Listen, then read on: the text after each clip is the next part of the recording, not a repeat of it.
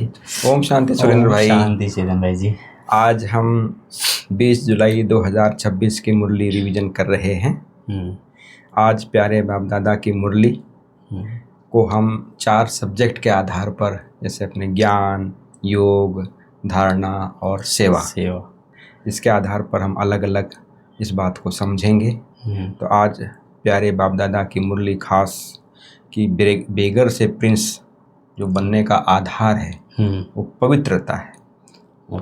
यदि पवित्र बनने से ही पवित्र दुनिया की राजाई मिल सकती है, उच्च पद मिल सकता है। अच्छा, ये बाप दादा की आज की मेन थीम है। और ये जो हमारी इस गीता पाठशाला को वैसे तो आज बाप दादा ने पाठशाला कहा है। इस पाठशाला का मुख्य पाठ क्या है?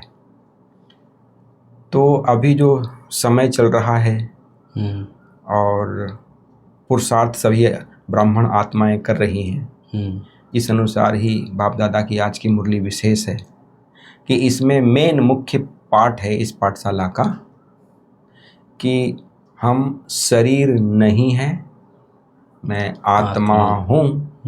यह अभ्यास, ये मुख्य पाठ है हमारा, पहला लेसन हमारा ये। और इस अभ्यास से ही हम मनुष्य से देवता, माना इस पाठशाला का मुख्य जो पाठ है, और नर से नारायण बन जाते हैं, नारी से लक्ष्मी बन जाते हैं। इस समय मनुष्य मात्र जो एकदम पतित बन गए हैं, देह अभिमानी हो गए हैं, इसलिए पतित पावन परमात्मा को पुकारते हैं। बराबर। जब तक पतित नहीं हुए रहते हैं तो देखो सत्युग में जब हम पवित्र रहते हैं तभी वहाँ परमात्मा को पुकारने की जरूरत नहीं होती है। जब पतित बनते हैं तो फिर पुकारना पड़ता है। तो आज का गीत भी है, छोड़ भी दे आकाश सिंहासन, इस धरती पर आ जा रे। तो आज हम जो 4 सब्जेक्ट के आधार पर हम आज की मुरली को डिवाइड करते हैं, अलग अलग चिंतन मनन के आधार पर, कि आज जो ज्ञान जो बाप दादा ने हम बच्चों को दिया है कि आत्मा और परमात्मा का सच्चा परिचय जो इस पाठशाला द्वारा मिलता है हमें, कि मैं शरीर नहीं हूँ, आत्मा हूँ, ये पाठ को बाबा हम मुख्य पाठ आज बता रहे हैं ज्ञान का।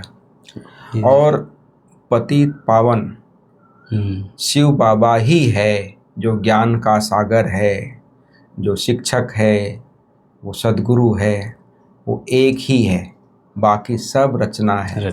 मनुष्य आत्माएं महान आत्माएं हैं, पुण्य आत्माएं हैं, धर्म आत्माएं हैं, लेकिन सद्गुरु ज्ञान का सागर एक परमात्मा ही है, सर्व का सद्गति दाता एक ही है, जिसके आधार पर ही हम मनुष्य से देवता बनने का जो ये मार्ग बाप दादा ने दिया है, ये जो संगम युग में ही मिला हुआ है। इसके अलावा किसी भी युग में ऐसा ज्ञान कहो, ऐसा बाप कहो, ऐसा स्मृति कहो, ये नहीं मिलती है। इसे भी देखा जाए चैतन्य कि सारे संसार के नॉलेज आप अगर एक तरफ ले लो, विस्तार की नॉलेज बहुत दिया, मगर स्वयं की नॉलेज जो है वो किसी ने नहीं दिया। किसी ने ही आत्मा को लोग कहते हैं कि आत्मा रहता है, बट किसी ने ये नहीं कहा कि अपने को आत्मा समझ करके मुझे याद करो। जी जी।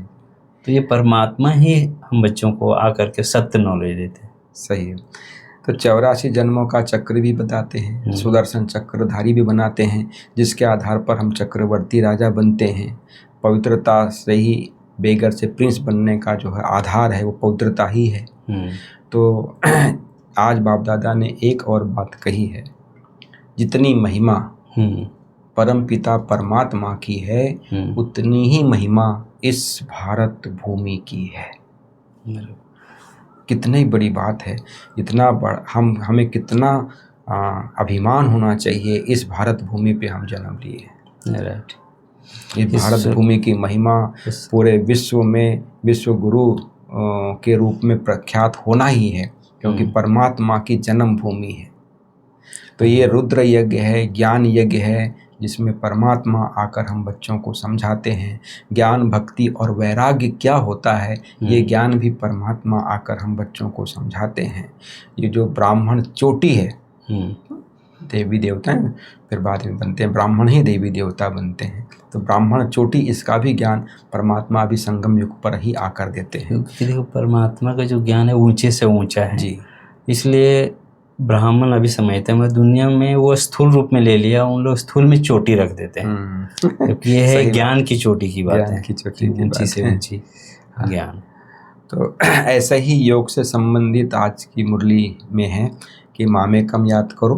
तो यही हमारे जितने भी पाप हैं, विक्रम हैं, उनको भस्म करने का जो सहज से सहज उपाय है, ये याद ही, मामेकम, मुझ एक को याद करना।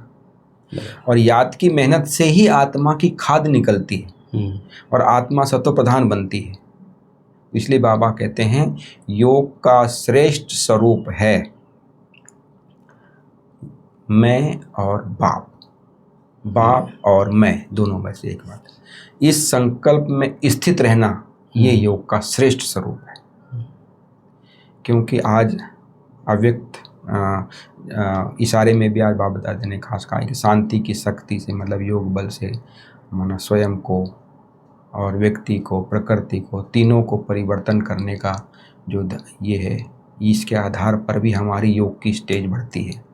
और शांति की शक्ति क्या होती है, क्योंकि शांति की शक्ति जैसे हम वाचा के आधार पर हम दूसरों को कुछ समझा सकते हैं, लेकिन प्रकृति को शांति की शक्ति के आधार पर ही हम उसको परिवर्तन कर सकते हैं। उसको तो इसलिए बोल करके नहीं समझा सकते। हाँ, इसलिए शांति की शक्ति परम आवश्यक है।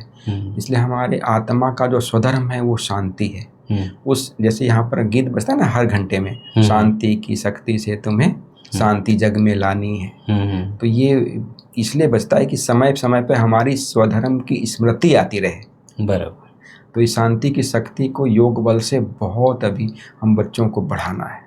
जो ज्वाला स्वरूप याद जो बाप दादा अभी अव्यक्त इशारे में कह रहे हैं, उससे ही विकारों का अंत होना है और वातावरण जो अभी दूषित हो गया है उसका परिवर्तन होना है। इसलिए बाबा कहते हैं जितना हो सके मुझे याद करो, निरंतर मुझे याद करो। क्योंकि जब तक निरंतर मेरी, जैसे कल की मुरली में भी था कि जब हम कोई भी पुरुषार्थ करते हैं, चलो कभी कभी कर लेते हैं, कभी नहीं करते हैं, कभी भूल जाते हैं, लेकिन बाप दादा कहते हैं ये सदा शब्द को स्मृति में रखो कि हमारा जो योगी जीवन है वो सदा का जीवन है। तो सदा मतलब निरंतर परमात्मा की याद हर परिस्थिति में भी बनी रहे। तो ऐसे ही धारणा का सब्जेक्ट भी है आज का, जो धारणा, मेन धारणा आज की जो मुरली के आधार पे है कि सदैव आत्म अभिमानी रहने का अभ्यास, ये हमारी मेन धारणा होनी चाहिए। और स्वयं को ब्रह्मा मुख वंशावली और ब्राह्मण हैं और शिव बाबा के हम पोत्रे हैं, इस नशे में, इस खुशी में हमें रहने का अभ्यास करना है। ये हमारी धारणा होनी चाहिए। क्योंकि जो ये वातावरण पतित बन गया है, तो बहुत दुनिया में वातावरण पतित है, भ्रष्टाचार वाला है, तो इसका हम वर्णन करने के बजाय तो बाबा ने कहा कि अपनी पवित्र वृत्ति से उसे बदलने का पुरुषार्थ करो। पवित्र वृत्ति से, इसलिए वृत्ति से वायुमंडल बनता है। तो नहीं तो क्या होता है, अच्छा फलन जगह ऐसा, देखो वातावरण ऐसा था, क्या करें। लेकिन बाबा कहते हैं आप विश्व परिवर्तक आत्माएं हैं, विश्व को परिवर्तन करने के निमित्त आत्माएं हैं। इसलिए अपनी पवित्र वृत्ति से उसे बदलो, क्योंकि ये पुरानी दुनिया है, इससे बहुत बेहद का वैराग होगा, तब नई दुनिया का अधिकारी बन सकते हैं। यदि इससे वैराग नहीं तो उससे राग नहीं हो पाएगा। एक तरफ वैराग्य होगा तभी दूसरी तरफ राग आएगा, नहीं तो फिर बुद्धि इसी दुनिया में। इसलिए बाप दादा कहते हैं पवित्रता को ही अपना जीवन का आधार बनाओ। तो सारा मदार आज की मुरली के आधार पर पवित्रता पर है। ऐसे ही सेवा का विषय है, जो परमात्मा और आत्मा का यथार्थ परिचय दोनों का, आत्मा का भी और परमात्मा का भी। क्योंकि आत्मा के बारे में भी भिन्न भिन्न दुनिया में ज्ञान है, तो उसका यथार्थ परिचय, और परमात्मा के बारे में भी अनेक प्रकार की नॉलेज है। लेकिन यथार्थ परिचय क्या है, यही सेवा करना, सबको देना की यथार्थता क्या है, यही सबसे बड़ी सेवा है। बराबर। आत्म अभिमानी बनना और योग का संदेश सबको देना, ये इसके आधार पर ही मनुष्य से देवता बनाने की सेवा कर सकते हैं। 3 चीजें देखा जाए तो आत्माभिमानी बनना, निरंतर याद करना और परमात्मा का यथार्थ परिचय देना, यह सत्य की दुनिया तो इसलिए बाबा खास कह रहे हैं कि अपनी पावरफुल वृत्ति से वातावरण को पवित्र बनाना भी श्रेष्ठ सेवा है ना। हम ये नहीं कहेंगे हम ये स्थूल सेवा कर रहे हैं या वाचा से सेवा कर रहे हैं, उसके आधार पर ही ये सेवा है।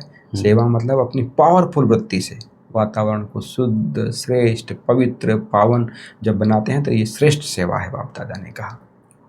बाकी आप चेतन भाई जी, आज बाबा की महावाक्य है मुरली के आधार पे है, जो धारणा जीवन में करना है। तो धारणा के लिए बाबा ने आज मुख्य सार में बताया है कि पहला पॉइंट है, पतित से पावन बनने के लिए जी ज्ञान और योग में मजबूत होना है। आत्मा में जो खाद पड़ी है उसे याद की मेहनत से निकालना है। जी। आज तक किसी ने भी ये नॉलेज नहीं बताया था कि देखो, तो एक होता है दान पुण्य करके लोग समझते हैं कि एक किसी को दान कर दिया था पुण्य हो जाता है, और बाबा यहाँ पे कहते हैं कि आत्मा को जो संपूर्ण उसको पुण्य या पावन बनाना है, उसका अलाय निकालना है, तो वो सिर्फ याद से निकलेगा, याद से ही निकलेगा। और सेकेंड पॉइंट है, हम ब्रह्मा मुख वंशावली ब्राह्मण चोटी हैं जी। इस नशे में रहना है। ब्राह्मण ही वर्षे के अधिकारी हैं क्योंकि शिव बाबा के पोतरे हैं। दुनिया में भी जो ग्रैंडफादर के जो बच्चे होते हैं वो उसके अधिकारी होते हैं। फिर वरदान में बाबा ने बोला कि अपनी पावरफुल वृत्ति द्वारा पतित वायुमंडल को परिवर्तन करने वाले मास्टर पतित पावनी भव, है ना, अपनी वायुमंडल के द्वारा परिवर्तन करना। फिर बाबा ने विस्तार में बताया कि कैसे भी वायुमंडल हो, लेकिन स्वयं की शक्तिशाली वृत्ति वायुमंडल को बदल सकती है। वायुमंडल विकारी हो, लेकिन अब स्वयं की वृत्ति निर्विकारी हो, जो पतितों को पावन बनाने वाले हैं, वो पतित वायुमंडल के वशीभूत नहीं हो सकते। जो दुनिया को पावन बनाने वाले हैं वो पतित वायुमंडल को वशीभूत नहीं हो सकते। वो रीजन नहीं बता सकते कि वहाँ का वायुमंडल ऐसा था इसलिए हम ऐसे, क्योंकि हम विश्व परिवर्तक हैं। मास्टर पतित पावनी बन स्वयं की पावरफुल वृत्ति से अपवित्रता व कमजोरी का वायुमंडल मिटाओ, उसका वर्णन कर वायुमंडल नहीं बनाओ, खराब नहीं करो। कमजोर व पतित वायुमंडल का वर्णन करना भी पाप है। सोचो कितनी सूक्ष्म बाबा डेप्थ में ले जाता है कि कमजोरियों को या पतित वायुमंडल बनाना और वर्णन करना ये भी पाप है। स्लोगन है, अब धरनी में परमात्मा पहचान का बीज डालो तो प्रत्यक्षता होगी। ये धरनी है, परमात्मा की अवतरण की धरनी है, और इसी धरनी में वो जो दूसरों को परिचय देना था तो बीज डालना, फिर इसी बीज से वो प्रत्यक्षता होगी। यह व्यक्ति सारे है आज का, ज्वाला स्वरूप स्थिति में रह शक्तिशाली याद का अनुभव करो। योग मना शक्ति, शांति की शक्ति, या शांति की शक्ति बहुत सहज शौक को और दूसरों को परिवर्तन करती है। इससे व्यक्ति भी बदल जाएंगे तो प्रकृति भी बदल जाएंगे। व्यक्तियों को तो मुख से कोर्स करा लेते हो, लेकिन प्रकृति को बदलने के लिए शांति की शक्ति अर्थात योग बल ही चाहिए। योग में जब और सब एकांत संकल्प शांत हो जाते हैं, एक ही संकल्प रहता है, बाप और मैं, इसी को ही पावरफुल योग कहते हैं। बाप के मिलन की अनुभूति के सिवाय और सब संकल्प समा जाए, तब कहेंगे ज्वाला स्वरूप याद की, जिससे परिवर्तन होता है। क्योंकि शांति की शक्ति से स्वयं का भी परिवर्तन होता है, अन्य आत्माओं का भी परिवर्तन होता है, प्रकृति का भी परिवर्तन होता है। तो ये थी प्यारे बाप दादा की आज की मुरली। ओम शांति। ओम शांति।